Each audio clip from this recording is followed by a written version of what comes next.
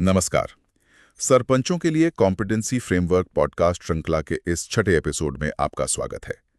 पिछले अंक में हमने बात की थी सरपंचों के फाइनेंशियल लीडरशिप यानी वित्तीय नेतृत्व पर, और आज हम चर्चा करेंगे पॉलिटिकल लीडरशिप यानी राजनीतिक नेतृत्व की क्षमताओं पर। हाँ, और ये बहुत जरूरी है क्योंकि इसी से पंचायत नेता समानता और न्याय वाली पहलों को सही ढंग से लागू करने के लिए संवेदनशील बनते हैं। बिल्कुल। तो चलिए इसको थोड़ा और समझते हैं। राजनीतिक नेतृत्व में मुख्य रूप से क्या आता है? देखिए, इसमें 4 मुख्य क्षेत्र हैं। पहला है सामूहिकीकरण, मतलब कलेक्टिवाइजेशन, समुदाय को जोड़ना। अच्छा। दूसरा सामाजिक समानता, सोशल इक्वालिटी को बढ़ावा देना। तीसरा स्थानीय स्तर पर न्याय यानी लोकल जस्टिस सुनिश्चित करना। और चौथा है विकेंद्रीकृत शासन, डिसेंट्रलाइज्ड गवर्नेंस को मजबूत करना। ओके, तो ये क्षमता विकसित कैसे होती है?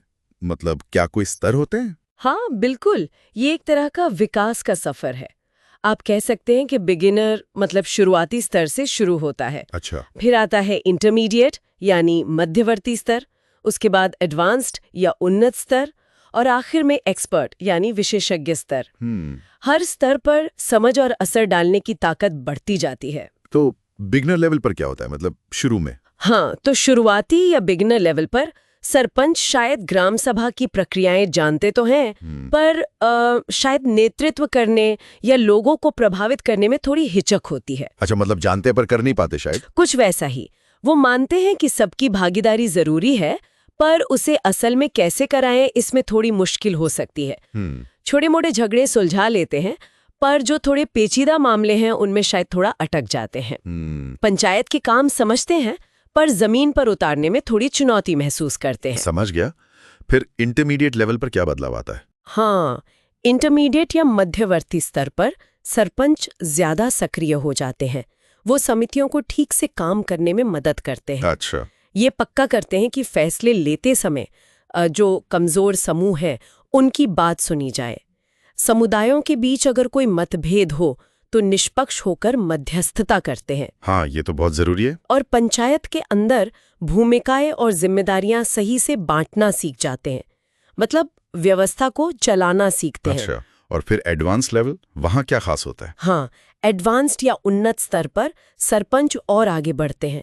वो न सिर्फ समितियों को सक्रिय रखते हैं, बल्कि समुदाय के लोगों को भी भागीदारी के लिए प्रेरित करते हैं। अच्छा, मतलब लोगों को साथ लेके चलते हैं। बिल्कुल। असमानता कम करने और समावेशी कार्रवाई के लिए समुदाय को संगठित करते हैं।